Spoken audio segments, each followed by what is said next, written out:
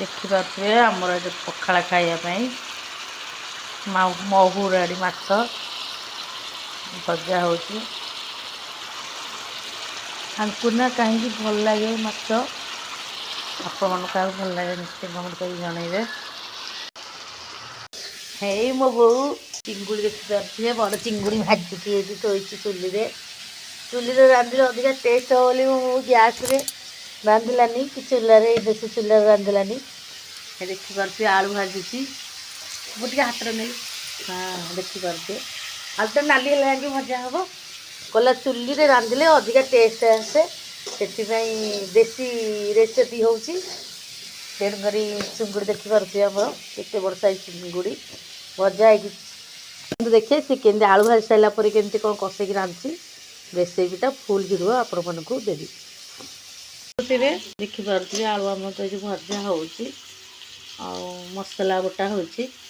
କେମିତି କ'ଣ ରେସିପିଟା ହେବ ବୋଉ କରିବ, ମୁଁ ଆପଣଙ୍କୁ ୟୁଟ୍ୟୁବ୍ରେ ନିଶ୍ଚୟ ଦେଖିବି। ଆପଣ ଆପଣଙ୍କ ଘରେ କେମିତି ଦେଶୀ ଷ୍ଟାଇଲ୍ରେ ଆମର ଚିଙ୍ଗୁଡ଼ି ରାନ୍ଧନ୍ତି ନିହାତି ଜଣେଇବେ କମେଣ୍ଟ ବକ୍ସରେ। ଦେଖିପାରୁଥିବେ ପଞ୍ଚଫୁଟଣ ପଡ଼ିବ, ଦେଖିପାରୁଥିବେ ପରେ ରାତି ଯାଇଛି ନାଇଁ, ପଞ୍ଚଫୁଟଣ ପଡ଼ିଲା,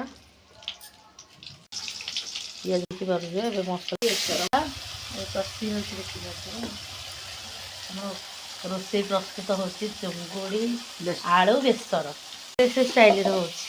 ସୋରିଷ ମସଲା ଦିଆହେଉଛି, ଏଥିରେ ଟମାଟୋ ପଡ଼ିବନି, ଆମ୍ବୁଲ ପଡ଼ିବ ନା ବୋଉ, ଆମ୍ବୁଲ ପଡ଼ିବ। ଆଉ ଆପଣମାନେ କେମିତି ନିଜେ ରୋଷେଇ କରୁଛନ୍ତି ନିହାତି କମେଣ୍ଟ କରି ଜଣେଇବେ। ଏବେ ଲଙ୍କାଗୁଣ୍ଡ ଆସିଲା, ଶିଳଟା ବଟା ହେଇଥାନ୍ତା, ଶିଳଟା ଆମର ଟିକେ ଖରାପ ହେଇଯାଇଛି, ସେଥିପାଇଁ ଗ୍ରାଇଣ୍ଡର ଶିଳରେ ବାଟିଥିଲେ ଆଉ ଟିକେ ଭଲ ହେଇଥାନ୍ତା, ଖରାପ ହେଇଯାଇଛି ଗ୍ରାଇଣ୍ଡିଙ୍ଗ ହେଲା ମସଲାଟା। ଆଉ ଏଇଟା କ'ଣ କହିଲା ଧନିଆ ଗୁଣ୍ଡ,